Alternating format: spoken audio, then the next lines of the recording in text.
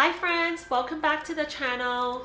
As many of you guys might have known by now that wildfires are unpredictable, but protecting your home doesn't have to be. Today we're gonna dive into the concept of defensible space, your home first and best defense to wildfires. Think of it like a force field that slows down the fire while giving the firefighter a chance to come and save your home. And guess what? You don't have to sacrifice your beautiful landscape either. So let's break it down, the 3 key zones of defensible space. So zone number 1 is called the immediate zone, which is about 0 to 5 feet all around your home. And in this zone, you want it to be the no-feel zone, meaning if the fire can get this close to your home, you want it to find nothing to burn. So here's what you're gonna do. Switch out the flammable mulch for gravel, decomposed granite, or hardscaping like pavers or concrete. And also you want to keep your landscaping to a minimum here. Go for something like succulent, lavender, or California lilac because they store moisture and they are ignition resistant. And you want to clean up your gutter, roof, or under the deck regularly because the dry leaves can become a wildfire spark plug. And if you have a wooden fence, replace the first 5 feet that is closest to your home with metal or a masonry fence because fire loves wood, and your wooden fence will become a fire bridge straight to your home.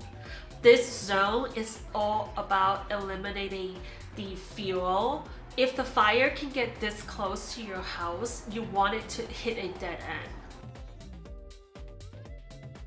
Zone number 2 is the intermediate zone. It's about 5 to 30 feet around your home. And this zone is all about slowing down the fire and preventing flame from leaping toward your house. And the key here is all about spacing and maintenance. So first, you're gonna space out the trees so that the canopy of the trees are about 10 feet apart, and there shouldn't be any tree-to-tree hand-holding here.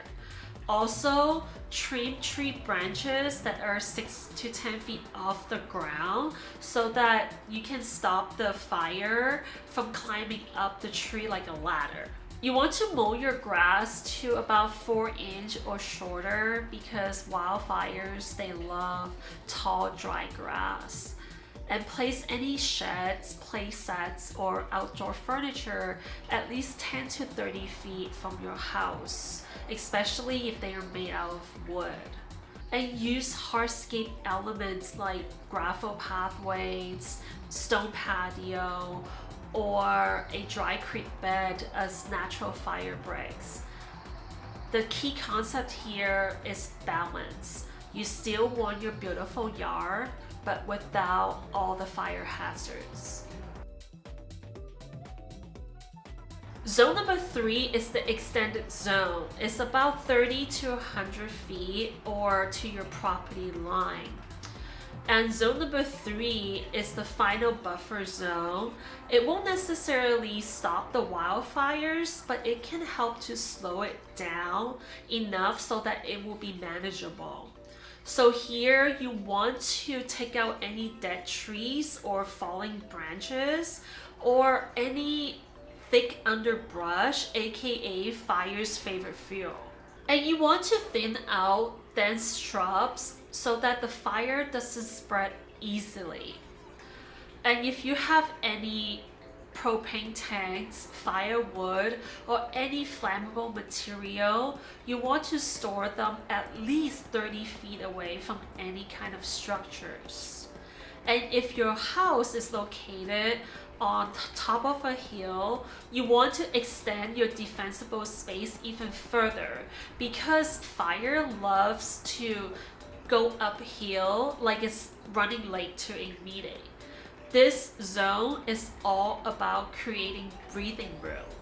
More space equals less fire risk. Here are some smart landscaping choices. Creating a defensible space doesn't mean that you have to have a barren yard. Your yard can still look beautiful, but you have to make smart landscaping choices. Here are some fire-resistant plants. Succulents such as aloe, agave, and sedum. They store water and won't catch fire easily. Sage, a fragrant, fire-resistant beauty that pollinators love. Manzanita, native to California, has fire-resistant bark and leaves. Toyon, a hardy native shrub that resists ignition. Yarrow, low maintenance, drought tolerant, and holds moisture well. And you want to avoid these fire magnets. Juniper, it's basically gasoline in plant form. Eucalyptus, they smell great, but burns like crazy. Pine trees, their needles and sap are highly flammable. And here are some extra fire smart landscaping hacks. Use rock gardens, stone walls, and water features as natural fire breaks. Choose low-growing, high-moisture plants near your home. And add drip irrigation to keep plants hydrated without overwatering. One thing to remember about defensible space is this: fire needs fuel, so don't give it any. And this isn't just about one home, it's all about making the whole community fire resilient. With the right planning, you can have a stunning, sustainable, and fire resistant home.